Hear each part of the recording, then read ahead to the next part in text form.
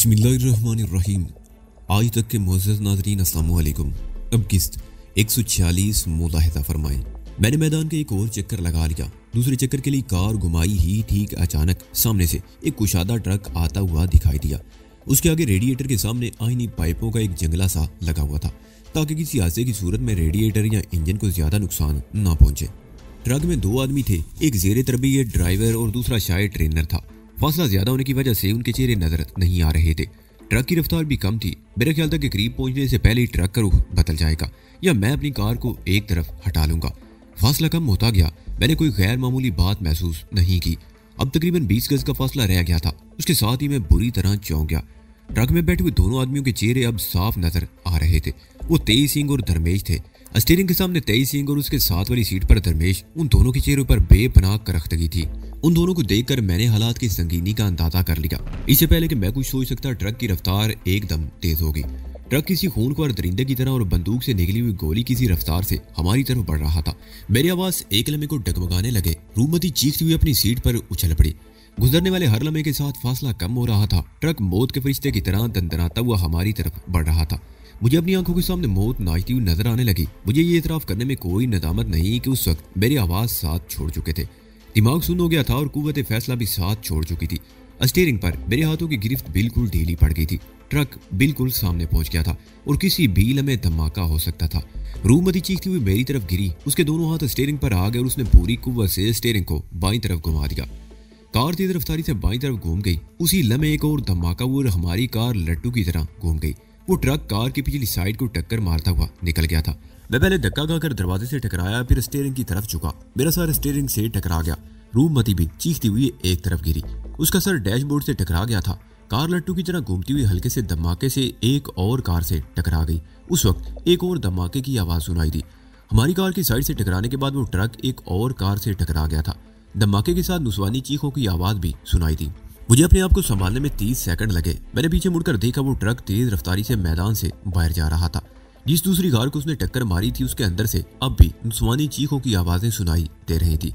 मैं रूमती की तरफ मुतवज्जो हो गया। वो सर को दोनों हाथों में थामे सीट पर झुकी हुई थी। मैंने उसके कंधों पर हाथ रख दिया और उसे ऊपर उठाने लगा। मैदान में तमाम गाड़ियां रुक चुकी थी और लोग गाड़ियों से उतरकर हमारी और दूसरी कार की तरफ दौड़ रहे थे। चंद सेकंड बाद ही हमारी कार के गिर्द 8-10 आदमी जमा हो चुके थे। हमारी कार के दोनों तरफ के दरवाजे खोल दिए गए। एक आदमी दूसरी तरफ से रूपमती को बाजू से पकड़कर नीचे उतारने लगा। एक आदमी ने मुझे भी बाजू से पकड़कर नीचे उतारना चाहा, लेकिन मैंने उसका हाथ हटा दिया और खुद ही नीचे उतर आया। मेरी आवाज अब आहिस्ता आहिस्ता बहाल हो रहे थे। हर शख्स हमारी मदद करने पर तुला हुआ था, लेकिन जब उन्हें पता चल गया कि हम में से कोई जख्मी नहीं हुआ, बहुत मामूली सी चोटें आई हैं, तो लोगों को इत्मीनान हुआ। मैंने तो अपने आप को संभाल लिया था, लेकिन रूपमती सदमे से निढाल हो रही थी। मैं लोगों को हटाता हुआ उसके करीब पहुंच गया और उसे दोनों बाहों से पकड़कर झुंझोड़ने लगा। होश में आओ रूपमती, सब ठीक है, कुछ नहीं हुआ। मैंने कहा, इन्हें साए में ले जाओ। वहां दरख्तों के नीचे एक आदमी चीखा। एक औरत भी लोगों को इधर उधर हटाती हुई हमारी तरफ आ गई और रूपमती को सहारा देकर मैदान के बाहर दरख्तों की तरफ ले जाने लगी। मैं दूसरी कार के करीब आ गया। वो किसी ड्राइविंग स्कूल की कार थी। उसे ट्रक ने सामने वाले हिस्से पर टक्कर मारी थी और फेंडर को उधेड़ता हुआ निकल गया था। जोरदार झटका लगने से आगे वाली विंड स्क्रीन टूट गई थी। उस कार में भी दो औरतें थी, एक ज़ेरे तरबियत और एक ट्रेनर, जिसके बाजू और चेहरे से खून रिस रहा था। ये जख्म उसे शीशे की किरचियों से आए थे। ज़ेरे तरबियत ड्राइवर एक नौजवान लड़की थी। वो दोनों बहुत ज्यादा बदहवास हो रही थी। उन दोनों को मैदान के बाहर दरख्तों के साए में पहुंचा दिया गया। एक आदमी अपनी कार से फर्स्ट एड बॉक्स निकाल लाया। उसका ताल्लुक किसी ड्राइविंग स्कूल से था और ऐसी हर गाड़ी में फर्स्ट एड बॉक्स लाजमी होता था। वो आदमी बॉक्स खोलकर जख्मी लेडी ट्रेनर के जख्मों पर बैंडेज करने लगा। मैं रूमती के करीब बैठ गया। वो अब अपने आप को काफी हद तक संभाल चुकी थी। उसकी पेशानी पर पहला घूमड़ 2-3 दिन पहले ही ठीक हुआ था और अब एक नया घूमड़ उभर आया था। हमारे चारों तरफ लोग जमा थे और उस ट्रक ड्राइवर को बुरा भला कह रहे थे। अक्सर लोगों का ख्याल था कि वो कोई ज़ेरे तरबियत ड्राइवर था जिससे ट्रक बेकाबू हो गया था और वो बदहवासी में ब्रेक पैडल की बजाय एक्सीलरेटर दबाता चला गया। लोग हमें खुशकिस्मत करार दे रहे थे कि हम लोग एक खौफनाक हादसे से बच गए थे। इस हुजूम में एक आदमी ऐसा भी था जो न सिर्फ रूपमती को पहचानता था, बल्कि उसने इस शक का इजहार भी किया था कि यह हादसा महज इत्तफाक नहीं था। वो ट्रक ड्राइवर अनाड़ी नहीं था। उसने जानबूझकर रूपमती की कार को कुचलने की कोशिश की थी। मैंने चौंक कर उसकी तरफ देखा और फिर रूपमती की तरफ देखने लगा। रूपमती ने अक्लमंदी ये की कि अपनी जबान बंद रखी। बाज़ लोगों का ख्याल था कि हमें पुलिस को इस वाक़े की इतला जरूर देनी चाहिए, लेकिन एक और आदमी ने हमारी ये मुश्किल ये कहकर हल कर दी कि उस ट्रक पर ना तो कोई नाम लिखा हुआ था और ना ही नंबर प्लेटें लगी हुई थी। हादसे का शिकार होने वाली दूसरी दो खवातीन भी पुलिस के पास जाने को तैयार नहीं थी। रूपमती अब अपने आप को पूरी तरह संभाल चुकी थी। हम दोनों मैदान में अपनी कार के करीब आ गए। नई कार का सवा सत्यानाश हो गया था। पिछली तरफ का एक हिस्सा जहां टक्कर लगी थी अंदर की तरफ पूछा गया था, उस तरफ से फेंडर भी उकड़ कर धोरा हो गया था। कार की बॉडी का वो हिस्सा दबकर पहिए छू रहा था। इस जोरदार टक्कर में भला उस साइड की बैक लाइट कैसे महफूज रह सकती थी। मैं कार का मुआयना करने के बाद जमीन पर बैठ गया, दोनों पैर पहिए पर रखे और बॉडी के पुचके हुए हिस्से को बाहर की तरफ खींचने लगा। मुझे नाकामी नहीं हुई। बॉडी का वो हिस्सा पहिए से इतनी दूर हट गया कि कार चलाने में कोई दुश्वारी पेश नहीं आई। रूपमती ने स्टीयरिंग संभाली और मैं पैसेंजर सीट पर बैठ गया। ड्राइविंग में कोई दुश्वारी हो पेश नहीं आएगी, मैंने रूपमती की तरफ देखते हुए कहा। नहीं, मैं अब बिल्कुल ठीक हूँ, रूपमती ने पेशानी सहलाते हुए कहा और इंजन स्टार्ट करके कार हल्के झटके से आगे बढ़ा दी। अब वो हरामी पूरी तरह मेरे मुकाबले पर आ गए हैं, रूपमती ने मेरी तरफ देखे बगैर कहा। आज तो उन्होंने हमें मौत के घाट उतारने में कोई कसर नहीं छोड़ी। मौत हमारे बहुत करीब से गुजरी है, मैंने कहा। ट्रक को सर पर आते देखकर मैं वाकई बदहवास हो गया था। मेरा दिमाग सुन्न हो गया था। समझ में नहीं आ रहा था कि इस मौके पर मुझे क्या करना चाहिए। अगर तुम बर वक्त स्टीयरिंग को ना घुमा देती तो हमारे कुचले जाने में कोई कसर नहीं रह गई थी। अब पानी सर से गुजर चुका है, रूपमती बोली। उनका कोई बंदोबस्त करना ही पड़ेगा। हाँ, अब इसके सिवा कोई चारा नहीं, मैंने जवाब दिया। लेकिन एक बात तुम्हें जहन में रखनी होगी, हवेली में तोड़फोड़ के बारे में तुमने पुलिस को इतला दे दी थी। दुरुस्त किया, तुम्हारा कानूनी फर्ज पूरा हो गया। लेकिन इस वाकये के बारे में तुम किसी से कुछ नहीं कहोगी। मेरा मतलब है किसी को ये नहीं बताओगी कि उस ट्रक में कौन थे। इत्मीनान रखो, रूपमती बोली। उन्हें यही तासर दिया जाएगा कि हम उनसे डर गए हैं और दुबक गए हैं। वो एक बार फिर पेशानी सहलाने लगी और बोली, मेरा प्रोग्राम था कि हम दोपहर का खाना किसी रेस्टोरेंट में खाएंगे, मगर इन हरामियों ने सब कुछ गारत कर दिया। किसी रेस्टोरेंट में खाना खाने के कई मौके मिलेंगे, मैंने मुस्कुराते हुए कहा। रूपमती भी मेरी तरफ देखकर मुस्कुरा दी। मैदान से रवाना होने के 20 मिनट बाद हमारी कार हवेली के गेट में दाखिल हो रही थी। 3 दिन बाद मैंने ड्राइविंग सीख ली और बकौल रूपमती मैं अब शहर की पुरहुजूम सड़कों पर भी गाड़ी दौड़ा सकता था। नीली शेराड मुरम्मत के लिए वर्कशॉप भेज दी गई थी और रूपमती ने मर्सिडीज मेरे हवाले कर दी थी। उस रोज वाले वाकये के बारे में जानने के बाद जानकी अब हर वक्त मेरे साथ लगी रहने लगी थी। मैं जब भी बाहर जाने लगता वो मेरे साथ हो लेती। इसी दौरान में कामनी भी 2-3 मरतबा यहाँ आ चुकी थी। कामनी को मैंने सब कुछ बता दिया था कि हम किन हालात में यहाँ पहुंचे थे। उसे मैंने ये भी बताया कि हम जल्द से जल्द लाहौर पहुंचना चाहते थे ताकि दारा को तलाश करके मैं अपने मिशन को पाए तकमील तक पहुंचा सकूं। लेकिन यहाँ एक नई कहानी शुरू हो चुकी थी और मैं इन हालात में रूपमती को अकेला छोड़कर नहीं जाना चाहता था। वो मेरी मोहसिना थी, उसने मुझे आज़ादी दी थी और मैं ऐसा एहसान फरामोश नहीं था कि उसे इन हालात में छोड़कर चला जाता।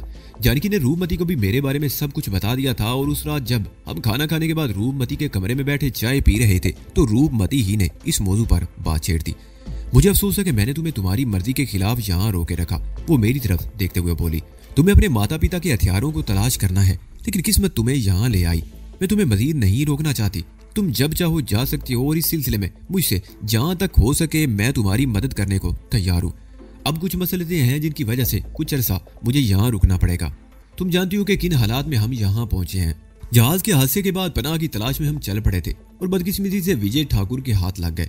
अगर हम 2-4 दिन में पुलिस के पास पहुंच जाते और उन्हें अपने बारे में बता देते तो कोई परेशानी ना होती। और अब 2 महीनों से ज्यादा वक्त गुजर चुका है।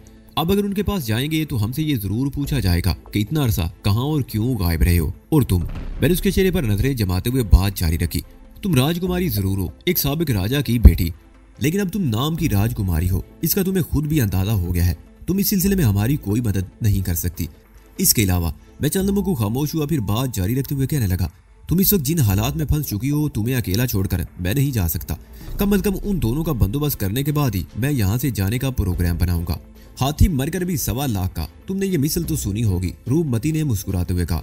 मैं राजकुमारी ना सही लेकिन अब भी मेरे अंदर दमखम है, मैं बहुत कुछ कर सकती हूँ। तुमने खुद ही कहा था कि दौलत से सब कुछ खरीदा जा सकता है। पहले मैं दौलत को बेमकसद लुटा रही थी, लेकिन अब इससे काम लूंगी। मैं यहाँ से तुम लोगों के जाने का बंदोबस्त कर सकती हूँ। वो कैसे? मैंने सवालिया निगाहों से उसे देखा। जैसलमेर में मेरे खानदान के कुछ लोग आबाद हैं, रूपमती ने कहा। जैसलमेर पाकिस्तान की सरहद के करीब है। उस तरफ सरहद पर चोरी छपे लोगों की आमदोरफ्त जारी रहती है। सरहदी इलाकों में स्मगलरों की पार्टियां सरगर्मे अमल रहती हैं। वहां कोई ना कोई ऐसा आदमी मिल ही जाएगा जो तुम लोगों को सरहद पार करवा देगा। ठीक है, मैंने जवाब दिया, लेकिन पहले तेज सिंह और दरवेश का बंदोबस्त हो जाए, उसके बाद यहाँ से निकलने का प्रोग्राम बनाएंगे।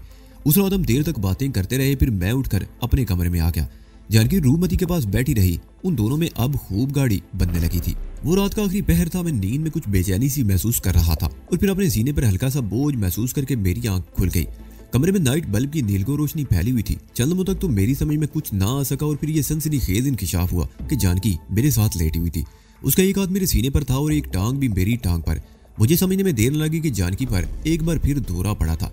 रेगिस्तान में विजय ठाकुर के हत्थे चढ़ने के बाद से वो मुझसे दूर ही रही थी। यहाँ आने के बाद भी हम में फासला रहा था, लेकिन आज शायद उसके सब्र का पैमाना छलक गया था और वो मौका पाकर बेड पर आ गई थी। मेरा ख्याल था कि जानकी जाग रही होगी, लेकिन वो गहरी नींद में थी। मैंने बड़ी आहिस्ते से उसे अपने से अलग किया और बेड से उठकर दीवार के करीब पड़ी हुई सीढ़ी पर लेट गया। जानकी को इस तरह गहरी नींद में देखकर मैं समझ गया था कि वो किसी बुरी नीयत से मेरे कमरे में नहीं आई थी, लेकिन उसके साथ लेटे रहना मैं मुनासिब नहीं समझा। सीढ़ी पर लेटते ही मैं एक बार फिर नींद की आगोश में पहुंच गया। रेगिस्तान में तबाह होने वाले जहाज के गुमशुदा 4 मुसाफिरों की तलाश की मुहिम अगरचे सरकारी तौर पर खत्म कर दी गई थी, लेकिन अखबारात अब भी वक्तन फवक्तन इस सिलसिले में कुछ न कुछ लिखते ही रहते थे। और उस रोज जयपुर से शाये होने वाले अंग्रेजी अखबार में छपने वाली एक खबर ने मुझे चौंका दिया। खबर क्या थी? एक मुख्तसर सा फीचर था। मजमून निगार ने इसकी तैयारी में बड़ी मेहनत की थी। गुमशुदा 4 मुसाफिरों के बारे में बड़ी तफसील से लिखा था। नाइद के बारे में तो लिखा था कि वो कराची की एक खेपी औरत थी जो स्मगलिंग के सिलसिले में कराची और सिंगापुर के दरमियान चक्कर लगाती रहती थी। इस मर्तबा वो अपनी बेटी के साथ जहाज पर सफर कर रही थी। उसके बारे में मजमून निगार ने उस ख्याल का इजहार किया कि मुमकिन है वो भी मर खप चुकी हो और सहरा की रेत में दफन हो चुकी हो। मेरे और जानकी के बारे में इससे ज्यादा तफसील थी। मेरे बारे में लिखते हुए सिंगापुर के पुलिस इंस्पेक्टर चियांग शू, मेरे पड़ोसियों, वालिद के दोस्तों और बैंकॉक के कुछ लोगों के हवाले भी दिए गए थे। इस फीचर में मेरे बारे में बताया गया था कि मेरे बचपन में मेरे माँ बाप को पुरानी दुश्मनी की बिना पर कत्ल कर दिया गया था और मैं इंतकाम लेने के लिए अपने माँ बाप के कातिलों का पीछा कर रहा था। उस अखबारी की इतला के मुताबिक मैं पाकिस्तान जाने के लिए जानकी देवी के साथ इस जहाज में सफर कर रहा था जो रेगिस्तान में गिरकर तबाह हो गया था। मजमून निगार ने खदशा जाहिर किया था कि मुमकिन है हम दोनों भी मर चुके हों, लेकिन इसके साथ उसने एक कवी इम्कान का भी इजहार किया था कि हो सकता है हम दोनों जिंदा हों और राजस्थान के किसी शहर में मौजूद हों। अखबार ने आखिर में एक नोट भी लिखा था कि इस सिलसिले में मजीद तफसीलात आइंदा 2-3 रोज में शाया की जाएंगी। ये मुख्तसर सा मजमून जानकी और रूपमती ने भी पढ़ा था और ये भी गनीमत था कि रेगिस्तान में विजय ठाकुर के हाथ आने से पहले नीलाम होने तक और उसके बाद भी हमने अपने असल नाम किसी को नहीं बताए थे। सिर्फ रूपमती ऐसी थी जिसे मैंने जानकी का नाम बताया था और मेरा नाम तो उसे अब भी मालूम नहीं था। वो मुझे श्रीमान जी ही कहती थी और उसे तो ये भी मालूम नहीं था कि मैं मुसलमान हूँ। लेकिन अब अखबार में ये मुख्तसर सा फीचर पढ़ने के बाद वो गहरी नजरों से मेरी तरफ देख रही थी। वो गहरा सांस लेते हुए बोली। उसकी नजरें मेरे चेहरे पर मरकूज थी। तुमने अपने बारे में बहुत कुछ बताया था, लेकिन कुछ बातें तुमने मसलतन छुपाई थी। मसलन ये कि मैं मुसलमान हूँ। मैंने उसकी बात काटते हुए कहा, तुम्हें मेरे धर्म के बारे में जानकर शायद दुख हुआ हो, और बिल्कुल नहीं। इस मर्तबा रूपमती ने मेरी बात काट दी। मैं तंग नजर और मुतअस्सब नहीं हूँ, और वैसे भी मैं खुद कौन सी अपनी धर्म की पाबंद हूँ। धर्म का तो मैं ठप्पा है। वो चंद लम्हों को खामोश हुई, फिर बोली, जानकी भी हिंदू है और कई साल से तुम्हारे साथ है। मेरा ख्याल है कि हम दीन और धर्म के चक्रों से निकल जाएं तो बेहतर जिंदगी गुजार सकते हैं। ऐसा भी नहीं है, मैंने मुस्कुराते हुए कहा। धर्म कोई भी हो, उसमें ज़ाब्ता इखलाक और ज़ाब्ता हयात होता है। मजहबी पाबंदियां ना हो तो इंसान जानवरों से भी बदतर हो जाए। बहरहाल मैं इस मौजू पर बहस नहीं करना चाहता। मुझे तो ये जानकर खुशी हुई कि तुम में ऐसा कोई तासुब नहीं है, लेकिन इस इंकिशाफ के बाद हमारे लिए मजीद कुछ मसाइल पैदा हो जाएंगे। रूपमती ने कहा, अगर धर्मेश को पता चल गया कि तुम दोनों वही हो तो हमारे लिए मजीद मुश्किलात पैदा कर सकते हैं। उन्हें कैसे पता चलेगा? मैंने कहा, अखबारात में तस्वीरें तो छपी नहीं जिनसे वो हमें पहचान सके। बहरहाल हम मोहतात रहेंगे। और तुमने वो क्या नाम लिया था जिस नाम से मुझे दोस्तों से मुतारफ कराया था? मैं तो भूल गया। हिम्मत सिंह, रूपमती ने कहा। और मैंने गलत नहीं रखा था, तुम वाकई ही हिम्मत वाले हो। उसके होंठों पर मुस्कुराहट आ गई। जानकी खामोश बैठी हमारी बातें सुन रही थी। थोड़ी देर बाद हमारी गुफ्तगू का मौजू भी बदल गया। धर्मेश सिंह के बारे में बात करते हुए कमला का नाम सुनकर मैं चौंक गया। मुझे याद आया कि जब रूपमती ने कमला को धर्मेश के कपड़े लाने के लिए कहा था तो धर्मेश के क्वार्टर की चाबी कमला के पास थी, और इस बात पर वो थोड़ी सी घबरा गई थी, जिससे मैं ये अंदाजा लगा चुका था कि धर्मेश के ताल्लुकात कुछ ज्यादा ही कमला से गहरे थे। दोनों भाइयों ने हवेली में आकर तोड़ फोड़ की थी। मुंदरी के कहने के मुताबिक कमला एक तरफ खामोश खड़ी रही थी, फिर उनके साथ ही चली गई थी। इन सारी बातों से मैं इस नतीजे पर पहुंचा था कि शुरू ही से कमला उनके साथ थी और मौका मिलते ही उनके साथ चली गई। कमला का बैकग्राउंड क्या है? मैंने रूपमती की तरफ देखते हुए कहा। वो कब से तुम्हारे पास है और किसके तवस से आई थी? मेरी एक दोस्त ने उसके लिए सिफारिश की थी, रूपमती ने जवाब दिया। कमला दरअसल एक कस्बे की रहने वाली है। ये कस्बा यहाँ से चंद मील के फासले पर है। उसका बाप कस्बे में तांगा चलाता था, शराबी था। कोई भी ऐसा ऐब नहीं था जो उसमें ना हो। सारा पैसा जुए और शराब में उड़ा देता था। फिर उसने तांगा भी बेच दिया। उसकी बीवी लोगों के घरों में काम करती थी। उसे छोटा मोटा खाना और कुछ पैसे मिल जाते थे। वो पैसे भी वो उससे छीन लेता था। उसने घर की सारी चीजें बेच डाली थी। अब उसकी नजरें जवान बेटी पर पड़ गई। वो उसे भी बेच देना चाहता था। कमला की मां शोर के मुजालिम से तंग आ गई थी उसने ये सुना कि वो अपनी बेटी का सौदा कर रहा है तो वो कांप उठी। उसने मेरी दोस्त लक्ष्मी को बताया जिसके घर में काम वो करती थी। लक्ष्मी उसके शराबी शोर को डरा धमका कर कमला को अपने घर ले गई। कमला के बाप को इस बात का बड़ा दुख था कि सोने की चिड़िया उसके हाथ से निकल गई और वो अपनी बीवी को कसूरवार समझता था। एक रात शराब के नशे में उसने अपनी बीवी को इस कदर मारा पीटा कि वो बेचारी जान से हाथ धो बैठी। उसके बाद उसे जेल हो गई। कमला 4 साल लक्ष्मी के पास रही। तकरीबन 1 साल वो अमेरिका जाने लगी तो कमला को मेरे हवाले कर दिया। कमला उस वक्त से मेरे पास है। रूपमती चंद लम्हों को खामोश हुई, फिर बात जारी रखते हुए गोया हुई। शुरू में तो ये बहुत ठीक ठाक रही, लेकिन बाद में पर पुर्जे निकालने लगी। एक दिन मैंने इसे दरवेश के क्वार्टर से निकलते हुए देख लिया। मैंने इसे डांटा और हवेली से निकाल देने की धमकी भी दी। वो चंद रोज तक तो मोहतात रही, लेकिन फिर उसी डगर पर चलने लगी। मैंने उसके हाल पर छोड़ दिया और मेरा ख्याल है अब वो दरवेश के साथ होगी। मैंने उसके खामोश होने पर कहा, जाहिर है वो और कहाँ जा सकती है। रूपमती ने जवाब दिया, और ये दोनों भाई कहाँ मिलेंगे, इनका कोई ठिकाना? मैंने पूछा। चंद महीने पहले मेरी अदम मौजूदगी में तेज सिंह ने एक औरत को हवेली में ले आया था। मैंने सरदंश की तो उसने झील के करीब एक मकान किराए पर ले लिया था और हराम जिंदगी के लिए दोनों भाई अक्सर वहां जाते थे और मेरा ख्याल है अब भी वहीं होंगे। ठीक है, मैंने कहा, कल रात हम उनके घर जाएंगे। क्या? रूपमती ने घूर कर मेरी तरफ देखा। इससे पहले कि वो हमारे खिलाफ कोई और हरकत करें, हमें उन्हें बता देना चाहिए कि हम बेबस नहीं है। रूपमती मुझे घूरती रही मगर बोली कुछ नहीं। मैं जानता था कि ये पंगा लेने वाली बात है, लेकिन इसके बगैर चारा नहीं था। वो 2 मरतबा हमारे खिलाफ संगीन नोयत की कार्रवाइयां कर चुके थे। दूसरी मरतबा तो उन्होंने हमें मौत के घाट उतारने में कोई कसर नहीं छोड़ी थी और अब मेरे ख्याल में तीसरी मरतबा उन्हें पहल करने का मौका नहीं देना चाहिए था, क्योंकि इस तरह वो हमें कोई नुकसान भी पहुंचा सकते थे। नीली शराड़ मुरम्मत होकर वर्कशॉप से आ चुकी थी। अगले रोज हमने उसी गाड़ी का इंतखाब किया और रात 9 बजे के करीब हम तीनों उस गाड़ी पर बैठकर रवाना हो गए। मैं ड्राइव कर रहा था। रूपमती मेरे साथ वाली सीट पर बैठी हुई थी और जानकी पिछली नशिस्त पर। सड़कों पर ट्रैफिक का हुजूम था। मेरे अंदर अभी कुछ झिझक थी, इसलिए मैंने कार की रफ्तार हल्की रखी हुई थी। आधे घंटे बाद हम झील के साथ वाली सड़क पर पहुंच गए। झील के किनारों पर गुंजान आबादी थी। मुख्तलिफ गलियों में घूमने के बाद रूपमती के कहने पर मैंने एक जगह कार रोक ली। ये गली मुड़ोगे तो दाईं तरफ दूसरा मकान। रूपमती ने इशारे से बताया। मैंने रूपमती को कार में बैठे रहने को कहा और जानकी को इशारा करते हुए नीचे उतर आया। गली ज्यादा कुशादा नहीं थी। तकरीबन हर मकान के दरवाजे के सामने 2-2, 3-3 सीढ़ियां थी। इस मकान के सामने भी 3 सीढ़ियां थी। दरवाजा एक बालिश के करीब खुला हुआ था। मैं चोरों की तरह मकान में दाखिल नहीं होना चाहता था। मैंने सबसे पहले ऊपर वाली सीढ़ी पर खड़े होकर दस्तक दी। कोई जवाब नहीं मिला। दूसरी और तीसरी दस्तक के जवाब में भी खामोशी रही। मैंने जानकी को इशारा किया और दरवाजा खोलकर अंदर दाखिल हो गया। सीन बहुत कुशादा और फर्श सुर्ख ईंटों का था। बाईं तरफ मध्यम रोशनी का बल्ब जल रहा था। 2 कमरे दाईं तरफ थे और 2 सामने। बाईं तरफ एक 6-7 फुट चौड़ा गलियारा सा था। सामने और दाईं तरफ वाले कमरों के दरवाजे बंद थे और अंदर तारीकी थी। मैं उस गलियारे की तरफ बढ़ गया। जानकी भी मेरे पीछे थी। सामने नजर आने वाले कमरों की पिछली तरफ भी मुख्तसर सा सहन था, जिसके इख्तिताम पर दाएं बाएं कमरे थे। मुझे अंदाजा लगाने में दुश्वारी पेश नहीं आई कि पुरानी तर्ज के इस मकान में 2 खानदान रिहाइश पजीर थे या रह सकते थे, बल्कि ऐसे मकान में तो कई खानदान रहते थे। लेकिन इस वक्त यह मकान बज़ाहिर खाली ही नजर आ रहा था।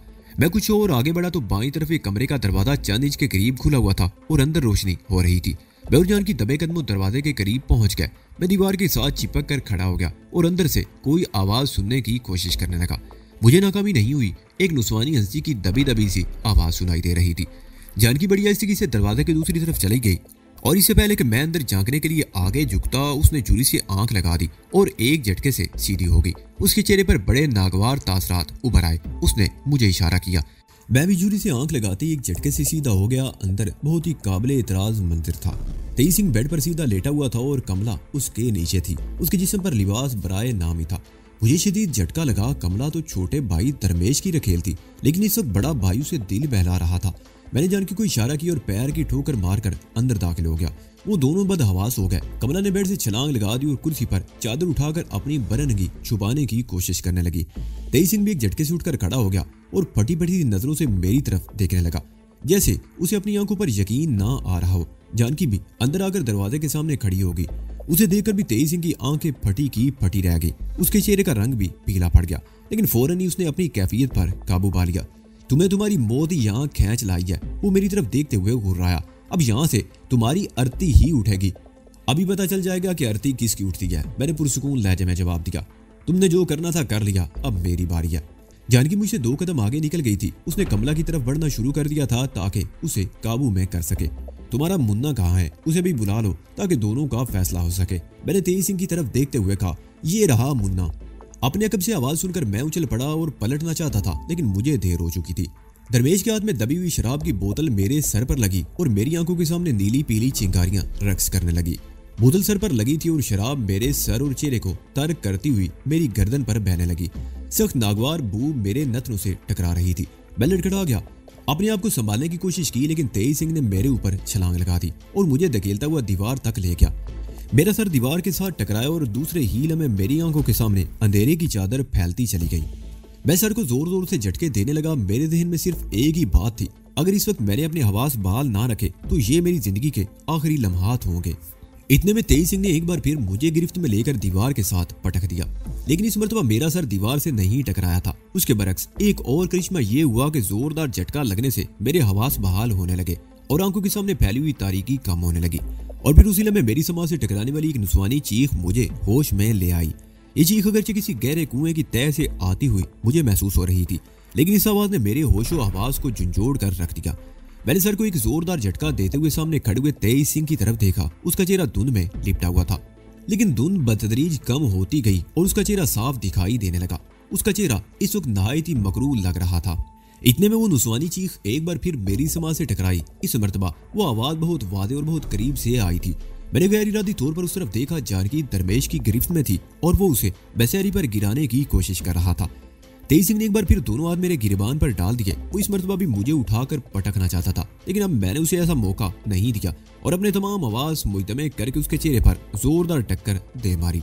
तेज सिंह की नाक पर लगने वाली जरब खासी जोरदार थी। वो बिल बिला उठा और मेरे गिरबान से हाथ हटाकर झुकता चला गया। उसका एक हाथ अपनी नाक पर पहुंच गया। मैंने संभल कर उसकी तरफ देखा। उसकी नाक से बहने वाला खून हाथ को तर कर रहा था। मैंने उसे सर के बालों से पकड़कर सीधा कर लिया। उसके चेहरे पर करबो अजियत के बेपनाह तासरात उमड़ आए। शायद उसकी नाक का बांसा टूट गया था, खूनदार की सूरत में बह रहा था, लेकिन मुझे उस पर जरा भी तरस नहीं आया। वो मेरी जान का गाहक था, मैं उसे किस तरह माफ कर सकता था। मैंने दूसरी हाथ का गुंसा बनाया, लेकिन फिर मुट्ठी पूरी तरह खोल दी और खुली हथेली से उसके मुंह पर एक और जबरदस्त वार किया। वो एक बार फिर चीख उठा। इस मर्तबा उसके मुंह से भी खून बह निकला था। वो पीछे की तरफ लड़खड़ाता हुआ साइड टेबल से टकराया, लेकिन फौरन ही संभल गया और हैरत अंगेज फुर्ती का मुजाहरा करते हुए उसने साइड टेबल पर रखी हुई शराब की खाली बोतल उठा ली और दूसरे ही लम्हे पीछे हटते हुए उसने बोतल जोर से दीवार पर दे मारी। बोतल एक तरफ से इस तरह टूट गई, शीशे की कई नोकें निकल आई। वो बोतल को गर्दन की तरफ से पकड़े मेरी तरफ बढ़ा। उसका चेहरा एक बार फिर सफाकी के नकाब में छुप गया था। नाक और मुंह से बहते हुए खून से उसका चेहरा कुछ और भी बेहुदा हो गया था। टूटी हुई बोतल एक खतरनाक हथियार बन गई थी। वो बोतल वाला हाथ निकाले मेरी तरफ बढ़ रहा था।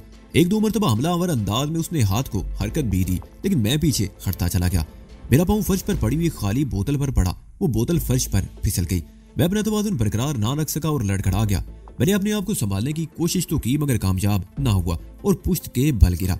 इससे पहले कि मैं समझ सकता, तेज सिंह ने मुझ पर छलांग लगा दी। छलांग लगाते उसने टूटी हुई बोतल से मेरे चेहरे पर हमला किया। अगर मैं गैर मामूली फुर्ती का मुजाहरा करते उसका हाथ ना रोक लेता तो खंजर की तरह बोतल की कई नोकें मेरे चेहरे को इस तरह मसक कर देती कि मैं खुद भी अपने आप को ना पहचान सकता। मैंने एक हाथ से उसका वार रोका था, लेकिन फिर दूसरा हाथ भी उसकी कलाई पर जमा दिया। वो मेरे सीने पर सवार था और बोतल वाले हाथ को पूरी कुव्वत से नीचे लाने की कोशिश कर रहा था। उसमें बेपनाह ताकत थी। बोतल आहिस्ता आहिस्ता मेरे गले की तरफ आ रही थी। मैंने दांत भींच लिया और मेरे जिस्म की पूरी ताकत इस वक्त मेरी बाहों में समट आई। मैं उस बोतल को अपनी शारिक से दूर रखने की कोशिश करने लगा। मुझे ये इतराफ करने में कोई शर्म नहीं महसूस होती कि उसके जिस्म में काफी ताकत थी, लेकिन मैंने उससे हारने का कभी सोचा नहीं था। तेज सिंह ने हाथ को झटका दिया। बोतल का एक किनारा मेरी ठोड़ी को छू गया। हल्का सा झटका लगा और खून रिसने लगा। उसका हाथ कुछ और नीचे आ गया। मेरे नरखे और बोतल के दरमियान गालिबन 1 इंच या इससे भी कम फासला रह गया था और यह फासला बतदरीज कम होता गया। किसी भी लम्हे मेरा नरखड़ा उधड़ सकता था। किसी भी लम्हे मेरा नरखड़ा उधड़ सकता था। अब या कभी नहीं। मेरे दिमाग में एक जोरदार चमकाका हुआ और मुझे यूं लगा जैसे मेरी बाहों में नई ताकत भर गई हो। मैं उसका हाथ ऊपर उठाता चला गया। टूटी हुई बोतल पहले मेरे गले और फिर मेरे चेहरे से ऊपर होती चली गई और फिर मैंने उसके हाथ को एक जोरदार झटका दिया। तेज सिंह दाईं तरफ फर्श पर उलट गया। उसके हाथ में पकड़ी हुई बोतल दीवार से टकराकर मजीद टूट गई। अब उसके हाथ में सिर्फ बोतल की गर्दन रह गई थी। मैं बड़ी तेजी से उठकर खड़ा हो गया और उसे संभलने का मौका दिए बगैर अपना पैर उसकी कलाई पर रख दिया और दबाव डालता चला गया। उसकी मुट्ठी बतदरीज खुलती चली गई और टूटी हुई बोतल की गर्दन भी उसके हाथ से निकल गई। मैंने दूसरे पैर से उसके उसी बाजू के कंधे पर जोरदार ठोकर दे मारी। तेज सिंह बिलबिला उठा, लेकिन दूसरे ही लम्हे उसने दूसरे हाथ से मेरे पैर को पकड़कर जोरदार झटका दिया। मैंने पूरी कुव्वत से उछलकर अपना पैर उसकी गिरफ्त से छुड़ाया और एक तरफ हट गया। बाएं हाथ की हथेली से अपनी ठोड़ी पर रिसने वाला खून पूंछने लगा। तेज सिंह भी बड़ा जिगरे वाला आदमी था। जिस तरह उसकी नाक का बांसा टूटा था और शायद सामने के 2 दांत भी अपनी जगह से हिल गए थे, उसे तो हथियार डाल देना चाहिए थे। लेकिन वो न सिर्फ मेरा मुकाबला कर रहा था बल्कि मुझ पर हावी होने की कोशिश भी कर रहा था। वो बड़ी फुर्ती से उठकर खड़ा हो गया। चंद में खूनख्वार नजरों से मेरी तरफ देखता रहा, फिर अरना भैंसे की तरह हमलावर हुआ। मगर मैं उसे झांसा देकर अपने आप को बचा गया और वो अपनी ही झोंक में दीवार से जा टकराया। मैंने दूसरी तरफ देखा, दरमेश जानकी को रगीद रहा था, लेकिन जानकी भी बड़ी दीदा दलेरी से उसका मुकाबला कर रही थी और दरमेश अभी तक उसे पूरी तरह जेर नहीं कर सका था। कमला चादर जिस्म पर लपेटे कमरे के कोने में खड़ी थी। उसकी आंखों में बेपनाह वहशत थी और चेहरे पर खौफ था। और फिर वो मौका पाकर दरवाजे की तरफ लपकी, लेकिन मैं उसे रोकना चाहता था। मगर उसी वक्त तेज सिंह ने एक बार फिर पलट कर मुझ पर हमला कर दिया। मैं गफलत में इस मरतबा मार खा गया और वो मुझे रगीता हुआ दीवार तक ले गया। इससे पहले कि मैं समझ सकता, उसने मेरे जबड़े पर 2-3 बहुत ही करारे किस्म के घूंसे जड़ दिए। दिमाग झुंझुना उठा। मैंने तेज सिंह की कलाई गिरफ्त में लेकर दूसरे हाथ से उसी बाजू की बगल में एक जोरदार घूंसा दे मारा। वो तकरीबन 1 फुट ऊपर उछला। मेरा दूसरा घूंसा उसके कंधे वाले जोड़ पर पड़ा। वो बुरी तरह चीख उठा। मैंने उसकी टांगों के बीच में घुटने से जरब लगाकर उसे छोड़ दिया। वो दूरा हो गया और मैं दरमेश की तरफ लपका। उसने दोनों हाथ जानकी के गले पर जमा रखे थे और जानकी बुरी तरह पैर पटक रही थी। उसके मुंह से खरखराहट की अजीब गुटी गुटी सी आवाजें निकल रही थी। दरमेश के चेहरे पर बेपनाह दरिंदगी थी। उसके होंठों से कफ बह रहा था। शायद उसे इस बात का भी गुस्सा था कि इतनी देर में एक औरत उसके काबू में क्यों नहीं आ रही थी, और जब उसके काबू में आई तो उस पर जुनून तारी हो गया और वो जानकी को जान से मार डालने की कोशिश करने लगा। मैंने लपक कर दरमेश की पसली पर जोरदार ठोकर दे मारी, लेकिन उस पर कोई असर नहीं हुआ। मेरी दूसरी ठोकर उसकी खोपड़ी पर पड़ी। ये वार कारगर साबित हुआ और वो कराता हुआ दूसरी तरफ उलट गया। मैंने एक और ठोकर रसीद कर दी। इसी दौरान में तेज सिंह मेरी तरफ लपका। मैं अपनी जगह पर खड़े खड़े उछला और उसके सीने पर किक रसीद कर दी। वो उलटकर दरवाजे में गिरा। मेरा ख्याल तक वो उठकर मुझ पर हमला करेगा, लेकिन उसने संभलते ही दरवाजे से बाहर छलांग लगा दी। मुन्ना भाग! वो चीखा। मैंने लपक कर उसे किक मारना चाहिए, लेकिन वो बड़ी फुर्ती से एक तरफ हट गया। मैं अपना तवाज़ुन खो बैठा और लड़खड़ा कर गिर गया और जब उठा तो दरमेश दरवाजे की तरफ दौड़ लगा चुका था। मैं भी उसके पीछे लपका। मेरा ख्याल तक वो दोनों बाई बाहर वाले दरवाजे की तरफ गए होंगे, लेकिन बाईं तरफ दौड़ते हुए कदमों की आवाज सुनकर मैंने उस तरफ देखा। उस तरफ दीवार के साथ ऊपर जाने के लिए सीढ़ियां थी और वो दोनों सीढ़ियों पर दौड़ते जा रहे थे। मैं उस तरफ लपका, लेकिन वो छत पर पहुंच चुके थे। मैं दौड़ता हुआ कमरे में वापस आ गया। जानकी मसहरी पर पड़ी थी। उसकी आंखें जैसे हलकों से उबल रही थी। चेहरा बिल्कुल सुर्ख हो गया था। उसे शायद सांस लेने में भी दुश्वारी हो रही थी। वही कहा से अपना गला सहला रही थी। जानकी, जानकी, होश में आओ! मैंने उसे सहारा देकर उठाया। पानी! उसके हल्क से फंसी फंसी आवाज निकली। मैंने इधर उधर देखा। अलमारी के साथ ड्रेसिंग टेबल पर शीशे का जग रखा हुआ था, जो आधे के करीब पानी से भरा हुआ था। मैंने हाथ बढ़ाकर जग उठा लिया और जानकी को होंठों से लगा दिया। कुछ पानी जानकी के हल्क में गया और कुछ उसकी ठोड़ी और गले पर बहता हुआ शर्ट को तर करने लगा। पानी के 1-2 घूंट पीने के बाद जानकी के हवास बहाल होने लगे। वो परेशान नजरों से इधर उधर देखने लगी। वो भाग गए! वो भाग गए! मैंने उसकी निगाहों का मतलब समझते हुए कहा, तो तुम ठीक हो? वो मेरी तरफ देखने लगी। हाँ, मैं ठीक हूँ, मैंने जवाब दिया। क्या तुम उठ सकती हो? यहाँ ज्यादा देर रुकना मुनासिब नहीं है। मैं देख रहा था कि जानकी बिल्कुल निढाल सी हो गई थी। मैंने उसे सहारा देकर उठाया और बाजू से पकड़कर दरवाजे की तरफ बढ़ गया। 2-3 कदम चलने के बाद वो संभल गई। मैंने दरवाजे के करीब रुककर इधर उधर देखना शुरू कर दिया। ड्रेसिंग टेबल के ऊपर वाली दराज थोड़ी सी खुली हुई थी और उसमें कोई चीज चमकते देखकर मैं उस तरफ बढ़ गया और दराज पूरी तरह बाहर खींच दी। उसके साथ ही मेरी आंखों में चमक उभर आई। दराज में एक खतरनाक खंजर था। खुली हुई दराज में वही खंजर बल्ब की रोशनी में चमक रहा था। खंजर के साथ ही छोटी नाल वाला एक रिवाल्वर भी पड़ा हुआ था। मैंने वो रिवाल्वर उठा लिया। खोलकर देखा तो उसमें पूरी गोलियां भरी हुई थी। वो रिवाल्वर मैंने जेब में डाली और खंजर उठाकर देखने लगा। उसकी एक तरफ दार थी और दूसरी तरफ दरांती की तरह बहुत बारीक बारीक दंदनाने बने हुए थे।